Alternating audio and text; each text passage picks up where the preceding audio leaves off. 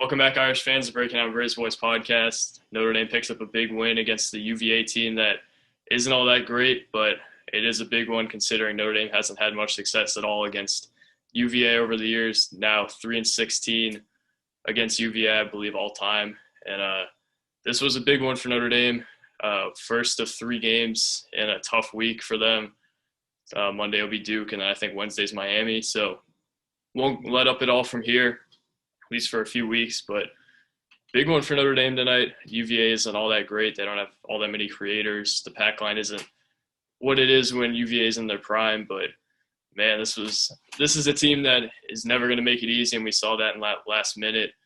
Notre Dame got stops when they needed them for a little bit, and then not really down the stretch. Kihei Clark hit that big 3. They couldn't really move their feet to stay in front of guys for a while, and man, that's kind of a microcosm of UVA. They're not going to make it easy on you. They're going to make you beat the press. They're going to make you do things you're uncomfortable with to beat them. And no matter what the talent level is on the court, Tony Bennett is going to make things hard on you. And you saw that tonight. But Notre Dame's offense was actually able to flow pretty well. It was the Paul Atkinson show for the first half and times in the second half where he was the safety blanket. We've talked a bunch about that over the course of the year. Probably his greatest skill on this team is just being a safety blanket, getting him out of offensive ruts like he did tonight, and just finding ways to score where nobody else can. And Paul Atkinson was a huge contributor tonight.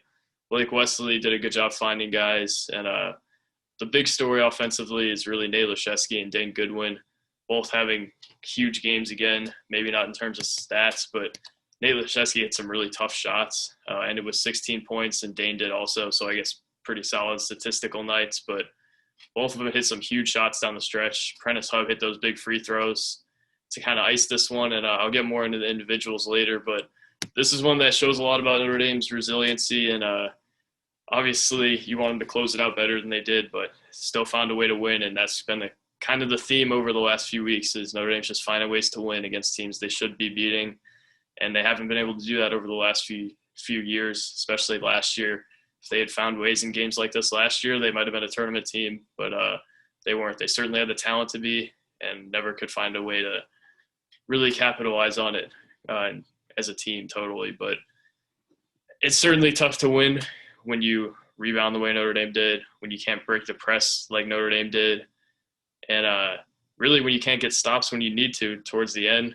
But Notre Dame still found a way, and I think that's the big story from tonight. It's just Notre Dame's resiliency and then finding a way to win, even though pretty much all their flaws were shown tonight. And that's a big win for them, and that says something about this team that hasn't been able to be said over the past few years. So this is a big one for Notre Dame, and it's really big for them to get this one, especially heading into Duke on Monday with some momentum, 10 out of the last 11, and then if they can get Duke, Miami, they'll have a ton of momentum going into also.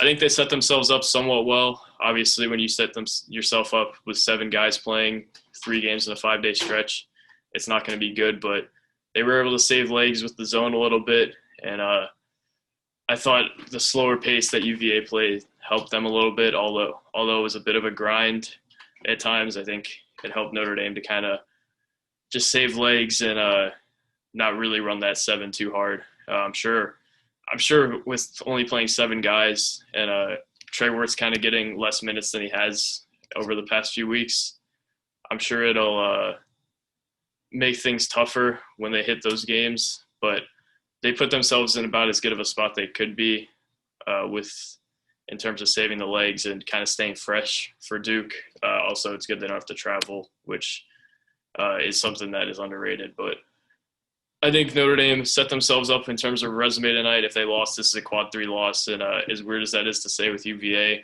this game would have looked really bad on their resume. And if they can escape games like that, it's great. You need to win all your quad 3s. You can probably afford 1 loss, maybe even at most, maybe 2 losses. I think UVA looks a little bit better than BC or Howard, which would also be quad 3s, but still not a loss you want to have on your resume, a loss that can really kill your tournament hopes. Now you go into Duke, and Duke is not a must-win.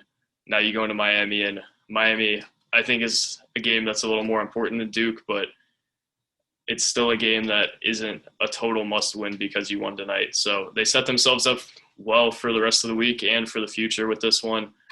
I thought Notre Dame's offense looked really good tonight, considering how they've looked against UVA in past years. And the pack line, I thought they did a nice job finding alternative ways to score, even when their drivers weren't able to get clean lanes to the basket, and even when they weren't converting all that well. Like Wesley, I think, missed a wide open layup, but found alternative ways to score, hit some threes, hit some contested threes, and really fed Paul Atkinson. So the offense, I think, has really evolved from just a three-point dependent offense like it was a few years ago. Now they kind of have some dimensions. They really know how to play, and they have guys who can get into the lane and create for other guys, such as Blake Wesley and Prentiss Hubb, who I think that's been probably the most underrated part of Notre Dame's offensive success over the last few weeks, is just their ability to get in the lane and create for other guys, and that's really helped them to stay afloat through a lot of struggles they've had, and Paul Atkinson obviously has helped also. But like I said, you can't rebound like Notre Dame did and not break the press like they did and expect to win consistently, especially against a team like Duke or Miami. But their flaws were on full display tonight, and they still found a way to win, which is huge. Prentiss Hubb has a similar story to himself. A lot of his flaws have been shown off over the last few weeks, but he's quietly played a lot better in ACC play than non-conference play. Was solid in the first half. Got to the rim a little bit. I don't know that he created a whole lot for others. Had 3 assists, but didn't seem to have the ball in his hands all that much today. But I thought he quietly played somewhat well. Created a little bit for other guys. Hit some shots. And didn't force it at all, really. So solid outing for Prentiss Hubb, 2 for 5, 1 for 3 with 7 points and 3 assists. Take that any day from Prentiss Hubb. Good game by him, and love that he didn't force it and was able to make some things happen for his teammates. Speaking of making things happen for his teammates, Blake Wesley had 7 assists tonight, and he's really developing as a creator, and that's on full display tonight. Seems to be a lot more comfortable with Notre Dame's guys, and that's showing with his 7 assists tonight. He had a driving kick to Dane that also could have been an assist. That's an assist, it seems like 9 times out of 10, with Dane Goodwin sitting in the corner wide open. But Blake was 2 for 11 tonight, 2 for 7 from 3. But the assists and then the free throw shooting late really helped Notre Dame get over the hump here. I feel like it seemed like Blake missed a lot more shots than he actually did, went 8 for 11 from the line, though. And I think that's something that he's really been developing, and it seemed like it's getting a little bit better based on the looks of it. So I think Blake had a better game today than he did against NC State, even though the stats weren't as good. He had 14 points. 8 of those were free throws. But to me, it didn't really seem like he was forcing it all that much, and he was creating for his teammates. It just seemed like shots weren't really falling for him. And he's got to be able to hit threes a little more consistently than he has if he wants to be an NBA player. But, man, his traits and his ceiling is on full display tonight. And it has been a lot over the last few weeks, especially the Louisville game, where you see the flashes offensively where he gets to the rim and makes a play. But I think the defensive intensity he showed tonight on Kihei Clark, who had a rough night, even with that late 3, Kihei had a rough night, and I think that was in large part due to Blake Wesley's defense. And I think that's an underrated part of his game also, and his playmaking. So the full game is really coming around. It's just whether he can consistently score, which he did tonight, as largely because of free throws. But if he can shoot it a little bit better, if he can shoot free throws a little bit and kind of stay under control, like he seems to be trending, that he's staying under control a little bit. I think Blake's an NBA player if he can get those things under control. And he's still a little bit of a work in progress in terms of being an NBA player, but, man, is he a guy who helps Notre Dame. And I don't know if they win this game last year without a guy like Blake Wesley. So big one for him today, even though his efficiency wasn't great and wasn't a super awesome statistical performance from him.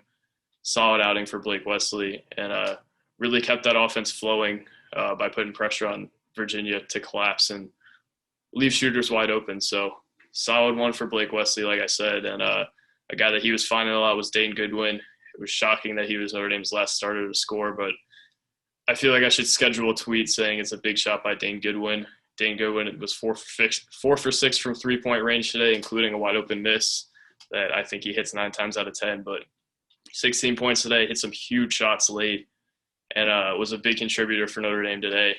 like he always is. Definitely an all-ACC guy. Now he's just playing to be a all-ACC first-team guy or an all-ACC second-team guy, or maybe even third. I doubt that, though, considering how the league is. But, man, Dane is about as consistent as they come, and I say this every game. There's not much else to say about him. He hit some huge shots tonight and really helped them at the line late to put it away, and awesome game by Dane Goodwin again. Want to give credit to him, Blake, and Prentiss for hitting free throws late. And Dane for running down that ball on the press that Cormac Ryan kind of just threw up and left out for him. Big play there. It's a 3-point game at that point. Cormac chucks that ball. It's a one-on-one sprint with Dane Goodwin in Virginia center. And Dane Goodwin beats him to it and gets fouled. Goes to the line, hits 2 free throws, puts Notre Dame up 5. Virginia hits a 3, and then Notre Dame has a chance to ice it, and they do. So Dane Goodwin, huge play right there. That I don't know if Notre Dame wins the game without Dane Goodwin running that ball down, even if he misses a free throw there.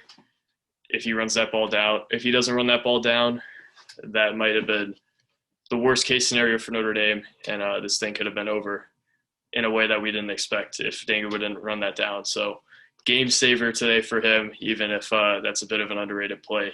I think we've all grown to appreciate what he's done for Notre Dame over the course of the year, and if he's back next year, man, that backcourt is going to be scary with him and maybe Blake Wesley and J.J. Starling. So really solid outing for Dane Goodwin again. Nate Laszewski, you can say the same about. Seems to be really hunting his shot more, being aggressive. He had some tough shots, looked confident. I thought he could have had an even bigger game if they hedged a little bit harder on screens. They didn't seem to be coming that far out because they knew that he would roll or he would pop and then they'd have a wide open 3 with him. But he looked confident. He was attacking, hit some deep threes today, hit a big basket with about 3 minutes left to kind of stop the bleeding.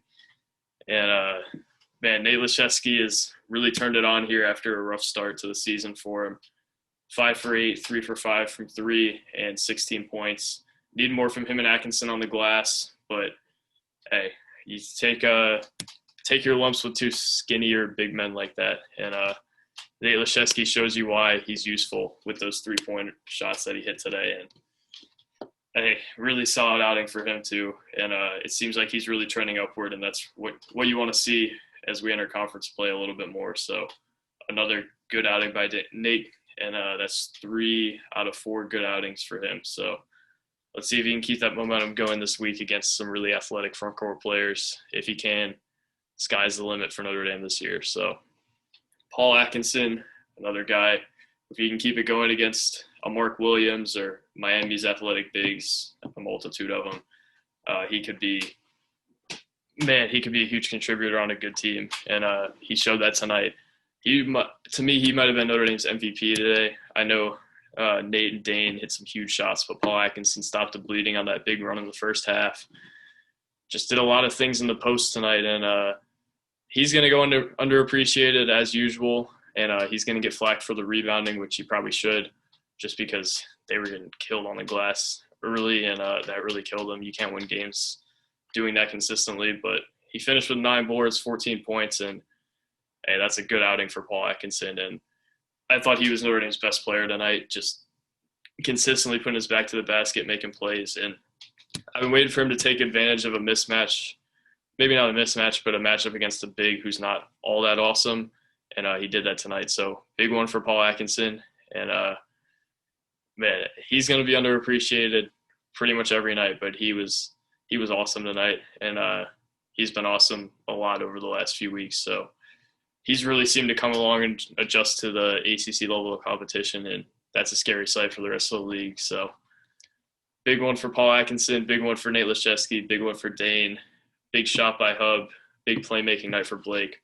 Every starter made some sort of an impact tonight.